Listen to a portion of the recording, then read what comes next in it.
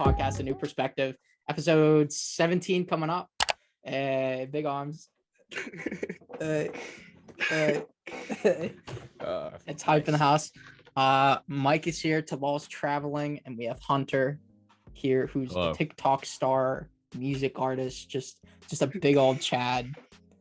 Just I'm blushing. King of Slurm. Yes. All right, so Hunter, real quick, introduce yourself. Tell us who you are, why you're here. I am Hunter Badamo. I'm a man of many talents. No, I'm just kidding. Just one. I run 2 TikTok accounts, one of which got very popular last winter because I started a chain of speedrun parodies. So I have like 100,000 followers on there, and I run a music Instagram, which is smaller, but I like to express myself musically on that.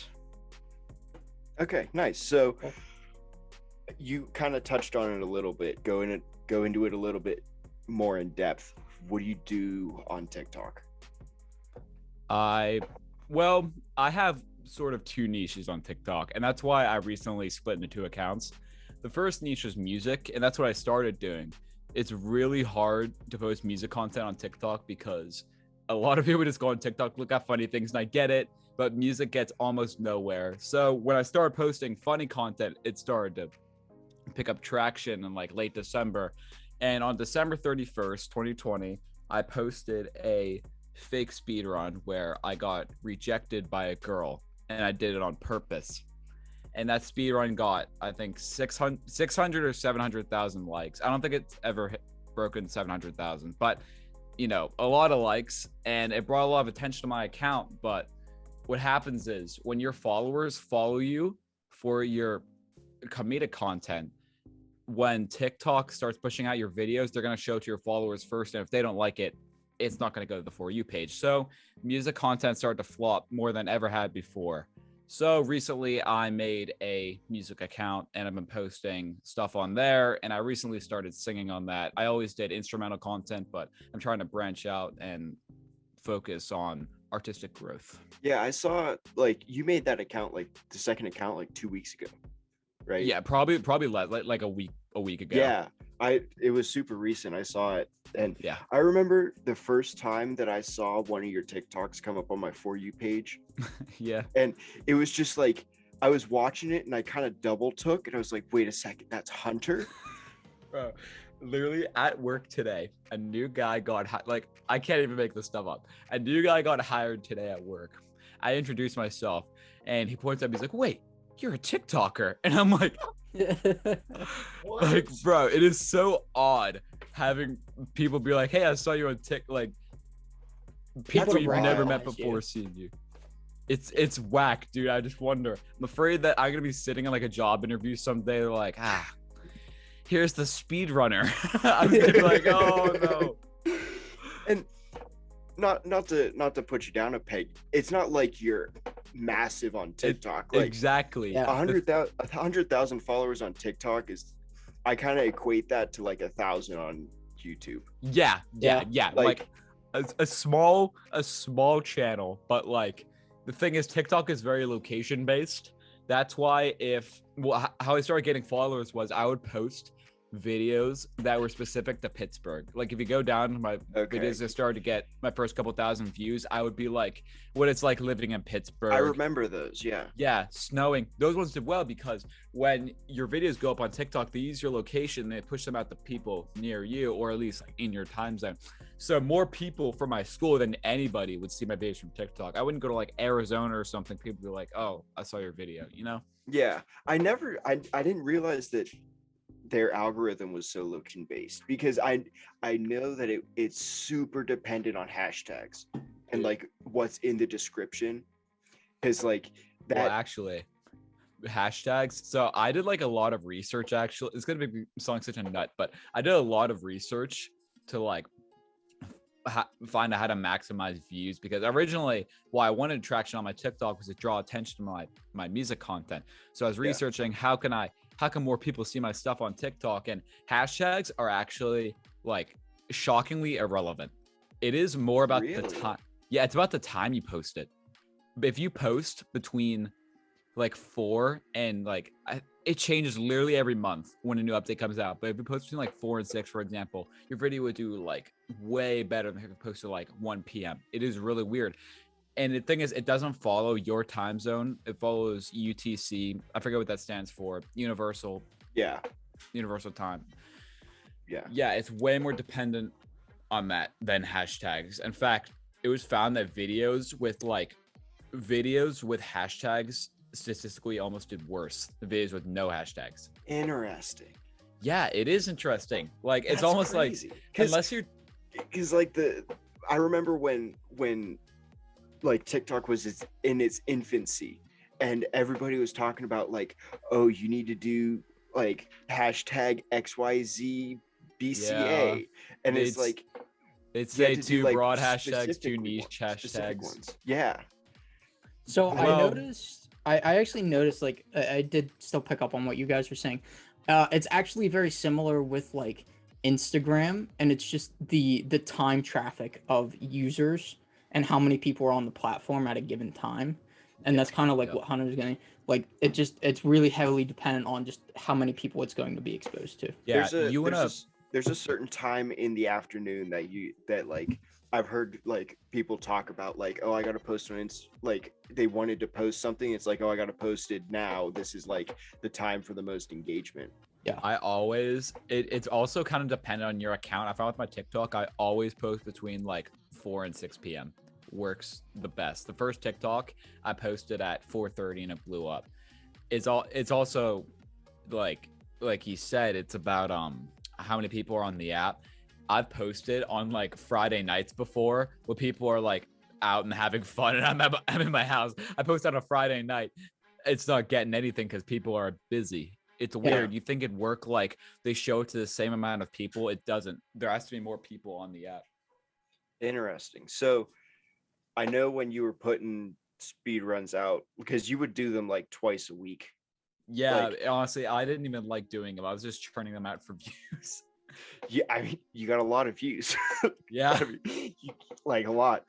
I know you got a bunch, like a couple of them taken down a couple times. How do you feel about TikTok as a company versus TikTok as a platform? That's a really good question. I think the platform is genius. I think they predicted like short video, like our dopamine requirements keep going up, and TikTok jumping on the short video train is absolutely genius. But they take videos down way, way too easily. This speed run I made, it had to be, I think I told you this, Mike, I'll say it here. The first speed run I posted that I thought had a chance at 1 million got taken down at 500,000 likes. And that was like an hour after posting it. It was crazy. I'm like, this is doing so well. It got taken down for adult nudity. There were no nude adults. There's no, I didn't even say the word nudity. It just got taken down for that. Did you have your shirt on? Because I know there's at least one video, that one speed run, gotta be it. You didn't have your shirt on.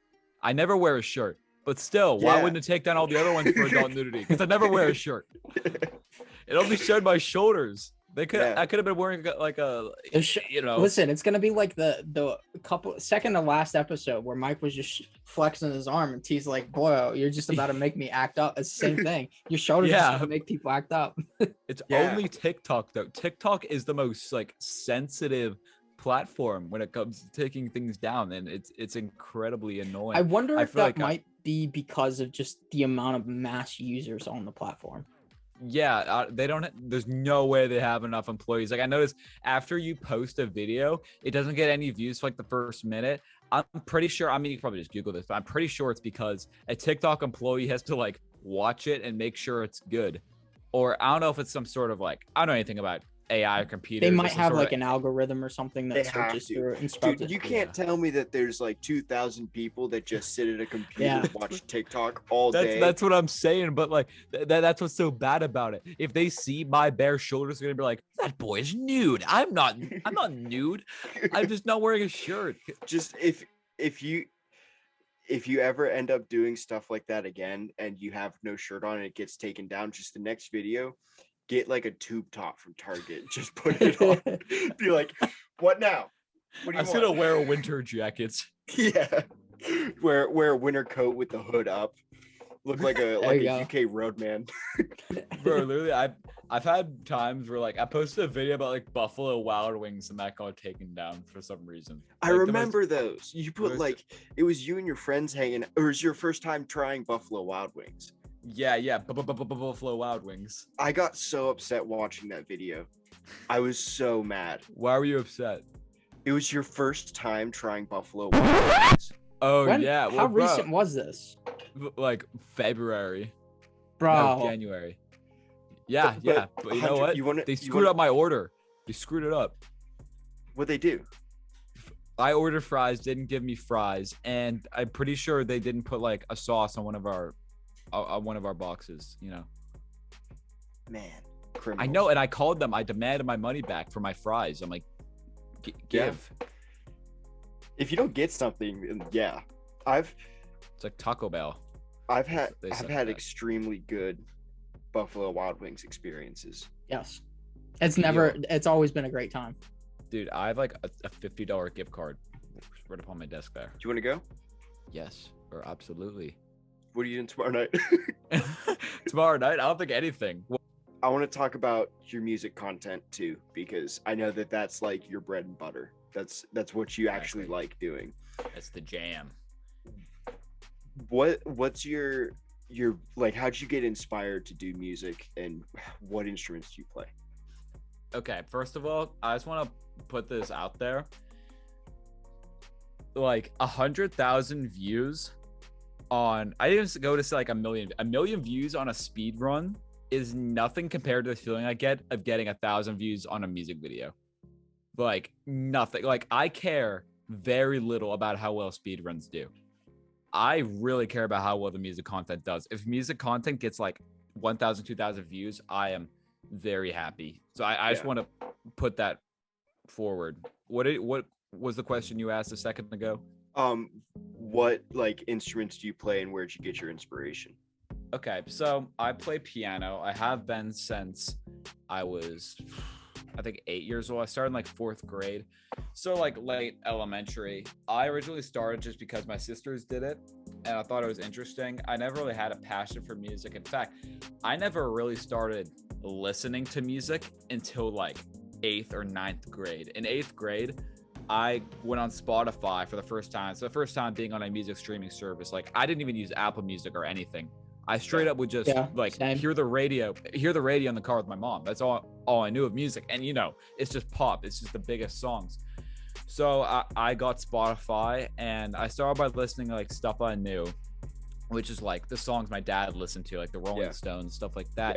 But then I found Coldplay, and I just feel like I'd never heard anything like it before, because it came out like before I was born, some of their music. And that's what inspired me to play piano even more, because I was taking lessons and I was like casually playing, learning classical pieces, learning jazz pieces, doing recitals, and it felt kind of like repetitive because I never really put my own effort in to make it interesting or come up with my own stuff. But after hearing Coldplay's music, and I discovered other bands I like The Fray, Oasis, after hearing what they did with music, it made me think, man, I play piano, they play piano.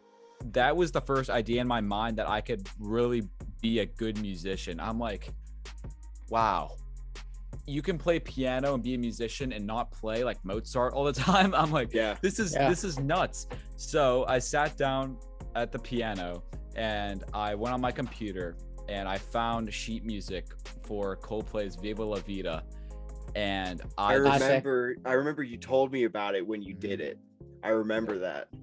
I printed it out, and this is actually the summer that I got surgery on my left knee. So I was like, remember that whole summer I was just crutching around. Fortnite. I was straight just playing Fortnite that whole summer. I was like immobilized. You came to an Eagle Scout project with the crutches. I have a picture of it saved, of you just like smoldering, looking into the distance, like with crutches. I remember Please that. Send that to me. That is that has so much just emotion in it.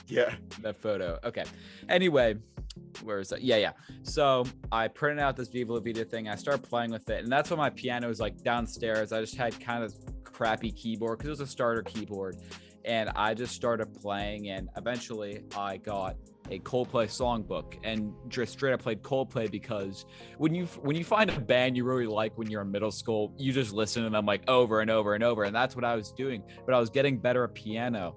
And one day, I still have the videos. Actually, I lost the first ones. I'm really sad about that. I lost the first ones, but I took my first video. It was just a video of my hand on the piano, and I was just playing like 2 chords. I'm like, this could be a song idea. So I started coming up with instrumental songs. I knew nothing about a little bit about music theory because I was taking piano lessons, but it didn't really expand on until I took a class at school. So I just kept building on those ideas. I played saxophone in middle school. I'm not super into that. And I picked up guitar when I entered high school. So I'd say the summer, 8th grade, going into 9th grade was like one of the most significant summers of my life, because I discovered that I want to make music.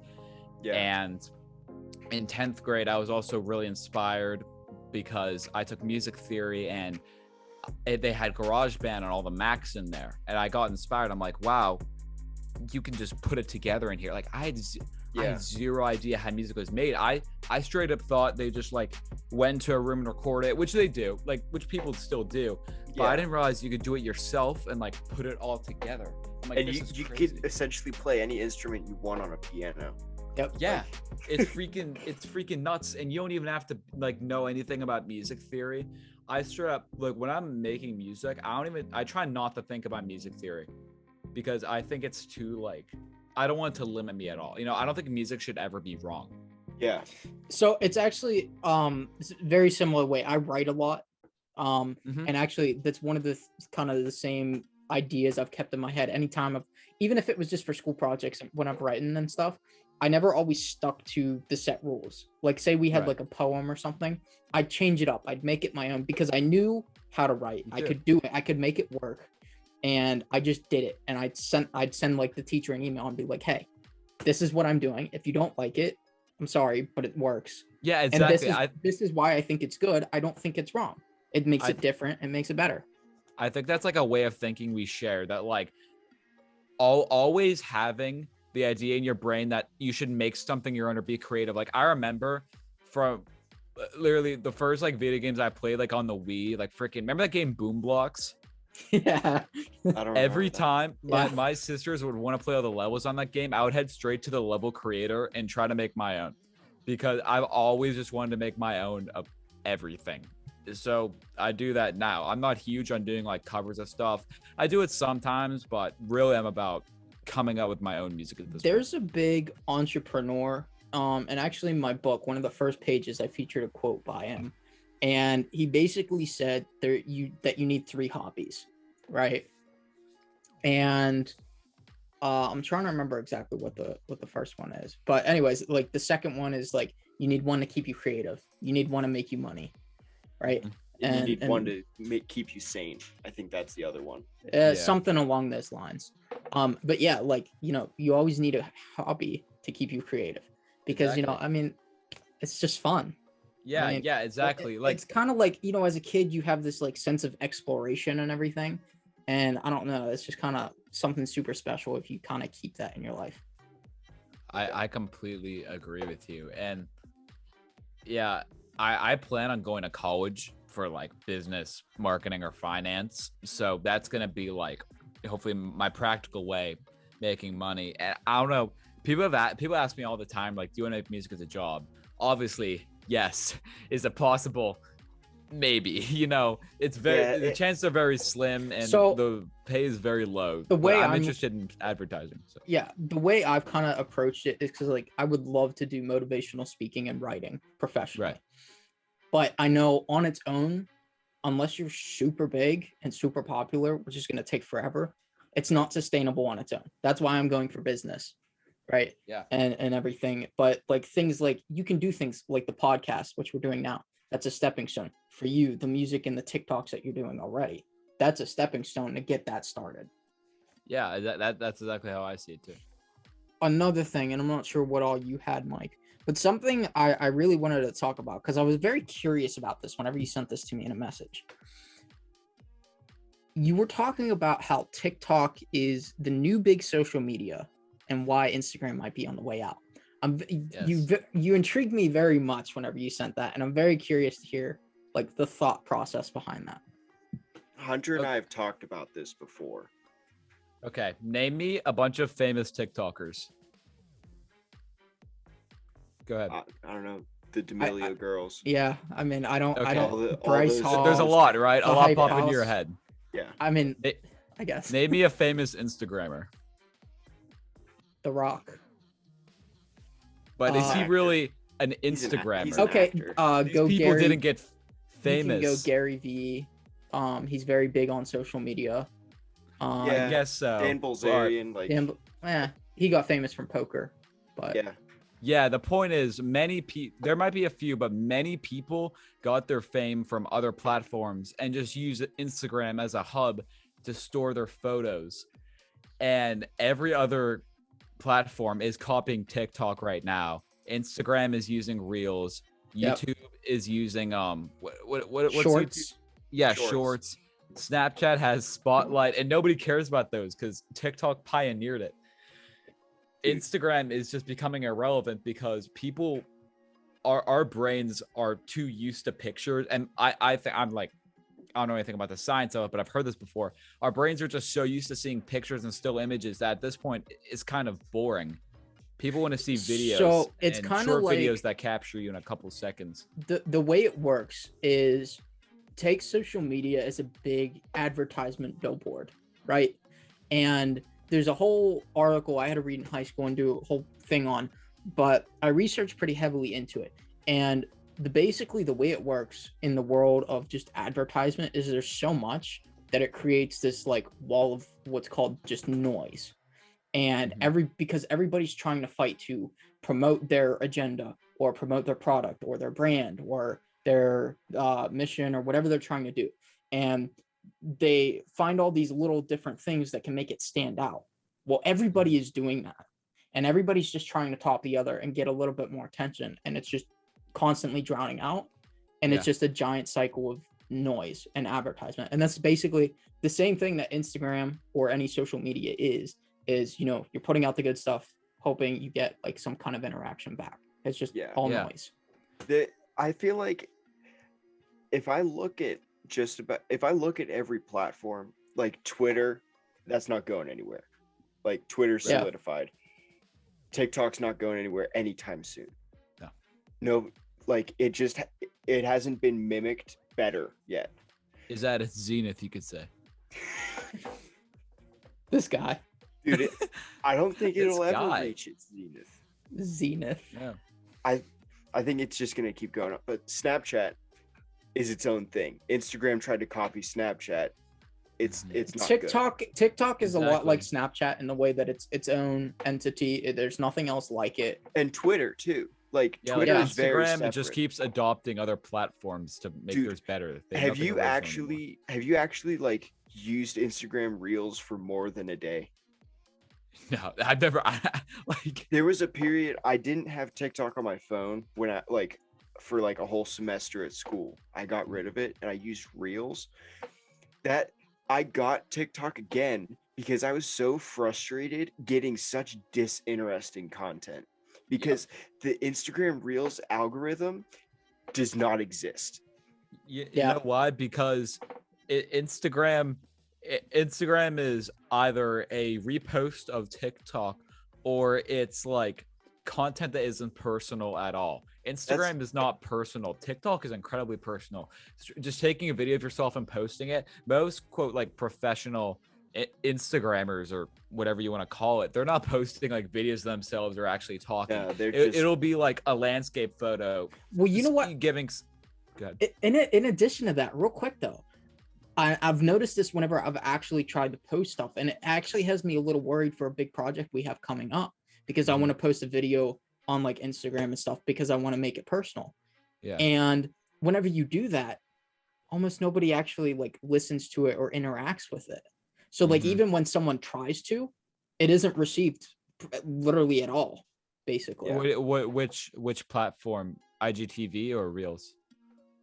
I'm not really sure what it would fall. Just Instagram in general. It would fall under IGTV because it would be longer than a minute probably.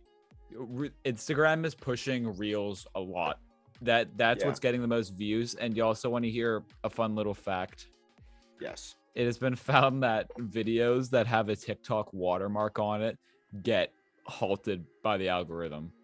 Those are videos that get like 40 views. When I had Reels, I noticed so many of them were from TikTok because TikTok puts the watermark in the bottom corner when you save a video.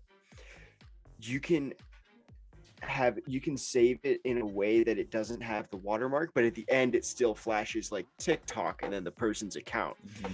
They still like went everywhere, but I was getting so mad because it's like I'm watching this TikTok. Is just TikTok. It's just TikTok, except not interesting. I'd rather be interested and laugh at what I'm watching.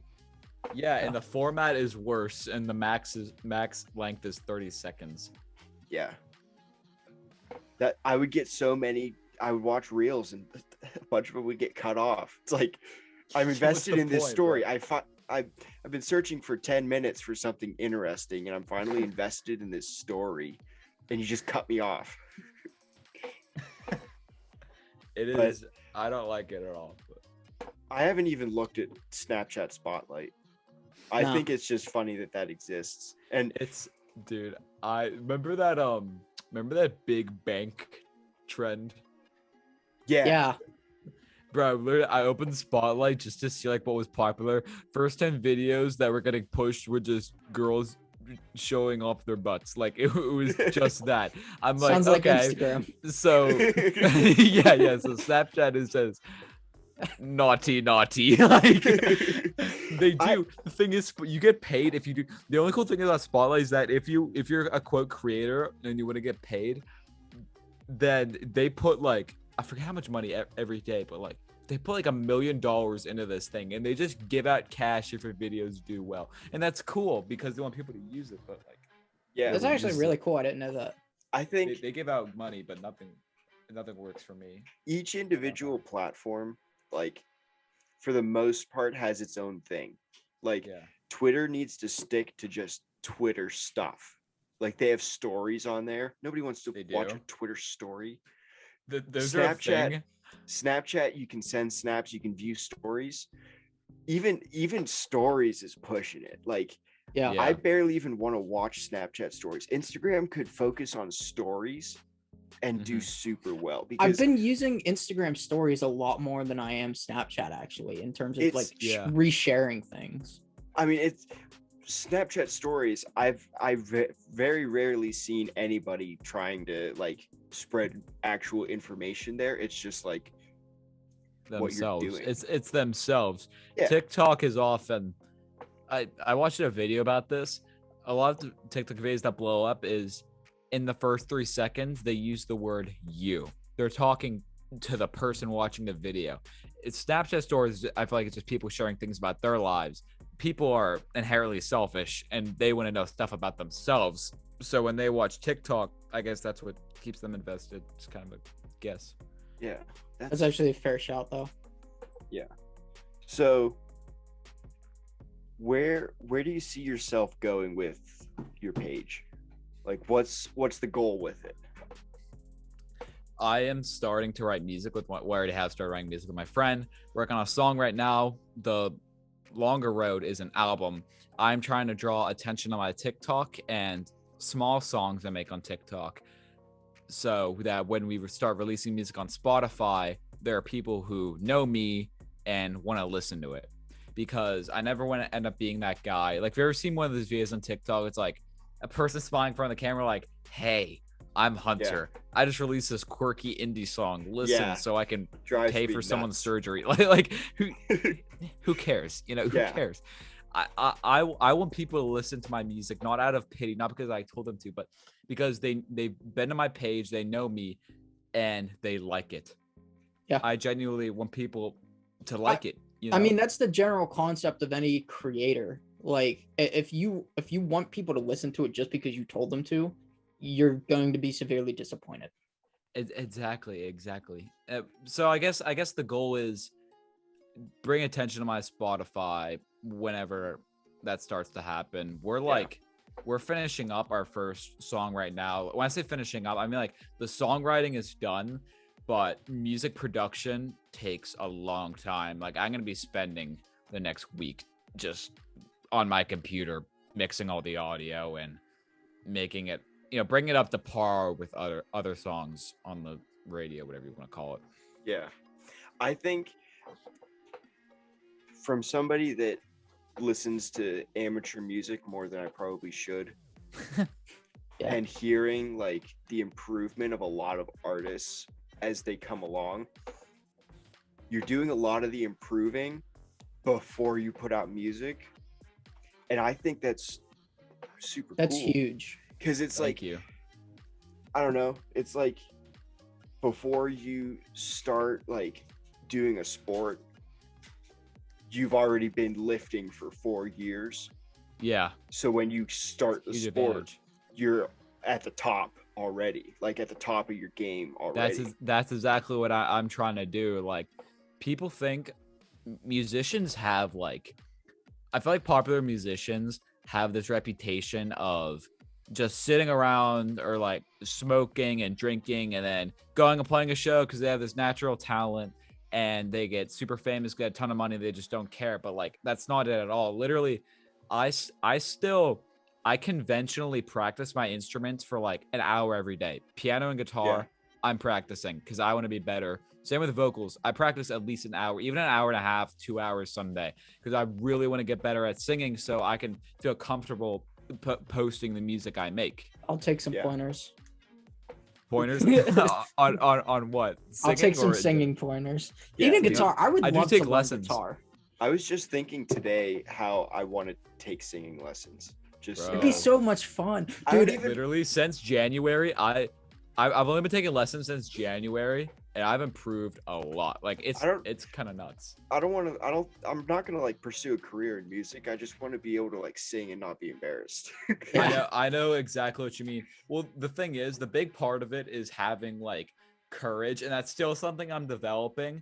But like, you can like sing quiet and low if you're nervous, but you're gonna get the confidence to. It's called your belt. You can like belt Yeah. something. It's like the upper range is called your belt range. Yeah. If you really want to use that, you gotta sing loud, and it takes, I guess, a certain degree of courage. Yeah, for sure. What was I gonna say? Oh yeah, so my favorite band right now is like, they're called The Strokes. They have this reputation of just smoking, drinking, doing drugs, especially around like their first album. But literally, I read this, they would push for 16-hour studio sessions like every day Jeez. That's a perfect- long time. to perfect the sound. They're working on the sound for like a year, 16 hours every day. I'm like, they look like they don't care at all, but that's just their vibe. I'm like, I Yeah. cannot believe they put that much time in. So I want to match that. I want to put that much work in so I can become the best I can possibly be, Yeah. Well, and I mean, it comes with like any creating artist for anything. A lot of people don't realize just the amount of work that goes in behind the scenes. And I've said this so many Yeah. times. Like, Writing is the exact same. yes, it takes absolutely forever. And also, people don't realize that. I mean, the only thing I write is lyrics. I do try to put a lot of effort into it, but people don't realize, like, just like if you want to be a good musician, you got to listen to music. You got to read books if you want to ever become a good writer, and that's not easy. Like, you really got to expand your taste. So I got a lot of respect for people who write. Yeah. Yeah, because like I was just talking to an artist here the other day. He's kind of getting burnt out. He's a buddy of mine, and like the biggest thing was like he's sitting on all this music, and it's no longer something fun for him. It's more of a chore now. So like Yeah. it even goes beyond the work required to do it. It even goes into like the mental aspect of it. Like it Same. just takes a lot. Well, That's when like you, me with the speed runs. yeah, when you get slowed down in something like that, like is using music as an example because it's the easiest to correlate. If you get slowed down in music, you need to go and you need to listen to like what's doing well and why is it doing well. And then you think, oh, I'm never going to be able to like meet that expectation. Like, sure, like figure out how to meet that expectation because they're doing it. Why can't you do it the same way? Like, exactly. I'm a strong believer in like the only thing that could ever hold you back in this life is your own mind. Yeah. We literally have zero limitations at this point. We have access to all the information in the world. Whatever you want to do, I think you should just do it. yeah, for sure. Also, have you ever heard of it's just kind of a side note. Have you ever heard of choice fatigue? Choice fatigue. No. Choice fatigue. It's basically it's this concept, especially when you're making music. This is why you do gotta take a break and just step out. The more decisions you make, the more like just I don't know what the word, the more like annoyed you'll become, you know, the more decisions, especially when you're mixing music, the more decisions like turning this plug-in on and off, listening to it over and over and over. This was found because some judge was doing all these court cases, and they found that the closer they got to lunch, like the longer they did their job, the longer sentences they gave out, because they were suffering from choice fatigue and getting more aggravated with people. I noticed that you think about it with a road trip. When you're on the road trip, it seems like the first half of it goes by super quickly, and then like the last hour, because you can see on the GPS that there's an hour left, the last hour feels longer than the entire trip. You know what? I was just on vacation and I just experienced. I tell you what, going to Purdue, because I would always drive. You see, like, okay, there's 100 miles left, and then that's ticking down, and then you get there. Oh, you got 100 more miles. Like, it's just I don't know. It's just it's tough. Yeah. I think that's just about all I have. Yeah. So Hunter's both of his TikTok accounts will be in the description. Do you have a link tree or something? I do, in my Instagram bio. Okay, well, I'll take that and plug it in there. Awesome. Well, I think this is like our best episode yet. I enjoyed it a lot personally. Yeah, we've been having some bangers coming out. Yeah. So I feel like a good. And editing is getting way better. Yeah, Nate's picking up on editing. Listen, quick. I've been on the grind. I took that 2-hour episode from 2 weeks ago. I limited it down to like 46 minutes. And it's just banging the whole way. Just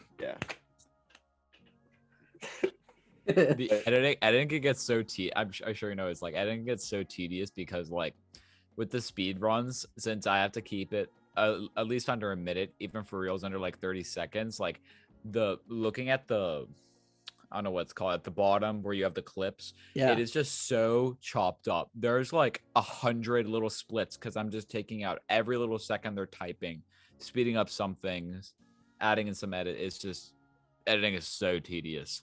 Yeah, it's those speed runs especially, because you notice it's so many like quick, slow, like. Yeah, and I put it's probably not necessary, but I feel like it adds to the flow. I like keep every time that their head bops in and out. I like speed up or slow down between it, but as soon as I get to like a head bob, I'm like, I gotta leave that in there, because if their head just chops up, it looks like inauthentic. Yeah. I think that's about it. That's all I have. So thanks, Hunter, for coming on. Yeah, of course, anytime. Yeah, this has been a new perspective episode. We'll have you back on before your album comes out. Yes. Promotion. Yes. I would adore Listen, that. hey, I'll tell you what. If you ever want some features, we can ruin a couple tracks for you. Absolutely terrible. We can rap horribly. You know what we should do? We should just do a little mixtape, and it's just all trash. Yes. Yeah, but I would freaking love that. We should pick something like oddly specific to write about too, like the Industrial Revolution or something. Write about like Gatorade products. Think that an Industrial Revolution rap would go so hard. I'll start sending you the bars that I come up with, because they're so dumb. Please, bro. Kings and Queens, thanks for coming in to a new perspective. Thanks, Hunter, for stopping in. And yeah, peace out.